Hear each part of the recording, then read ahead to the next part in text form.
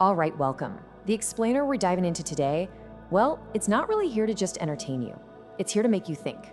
This is a story about all of us, about how we relate to our world. And honestly, it's a story we really need to hear. So let's begin right here. I want you to just picture the scene for a second. The deep quiet of some ancient forest. You can feel the cold weight of an axe in someone's hand, and there's this single incredible tree that's been there for generations. This is exactly where our story kicks off, in this one incredibly tense moment between a person and nature. And there it is, the central tragic irony that honestly cuts deeper than any axe.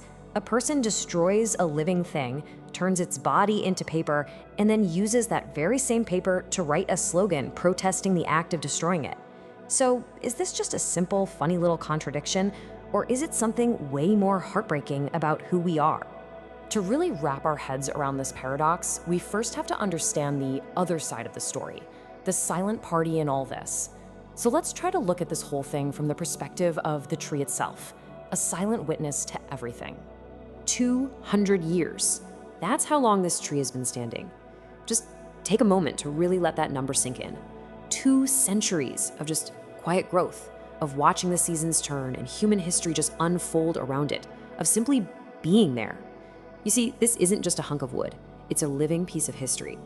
And just think about everything this tree has given, completely free of charge. It's given cool shade to who knows how many people and animals. It's been working constantly to purify the very air that we all breathe. And it's been a home, a whole ecosystem for birds, insects, and all kinds of life. And it never once sent a bill or asked for anything back. And then, in just a few brutal moments, 200 years of life, 200 years of giving, it's all over. That final crack isn't just the sound of wood splitting. It's the sound of a silent, ancient promise just being shattered. Now, of course, trees don't have voices, we know that, but if they did, what would they ask? It would probably be something like this. It's the ultimate question, isn't it? Born from the ultimate betrayal. I gave you the very air you need to live, so why are you destroying me?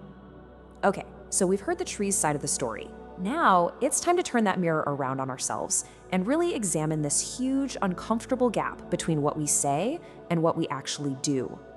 It's this wild contradiction, right? On one side, you have our words, the heartfelt posts on social media, the bumper stickers, all our grand statements about how much we love nature.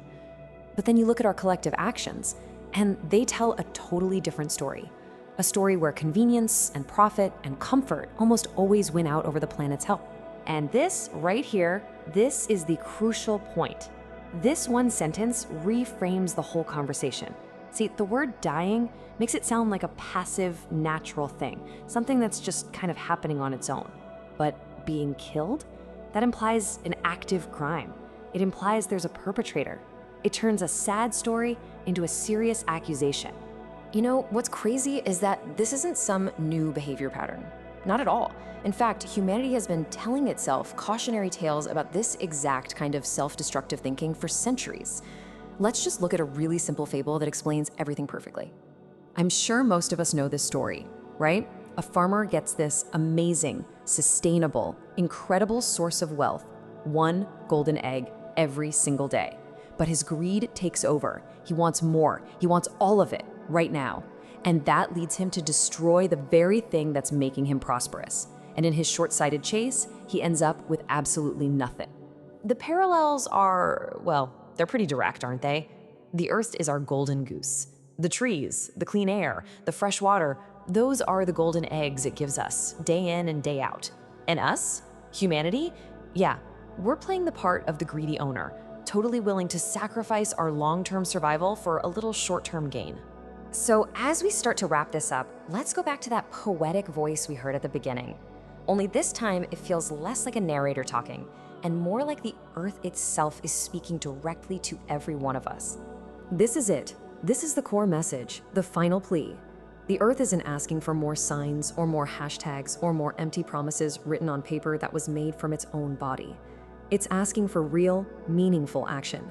It's a desperate call for us to finally close that gap between our words and our deeds before it's actually too late.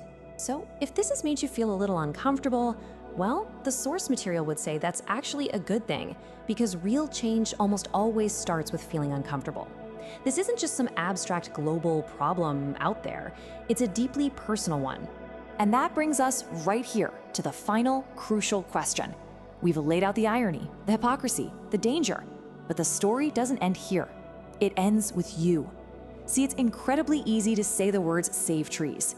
The real challenge, the real question that matters is, what are you going to do to actually live it?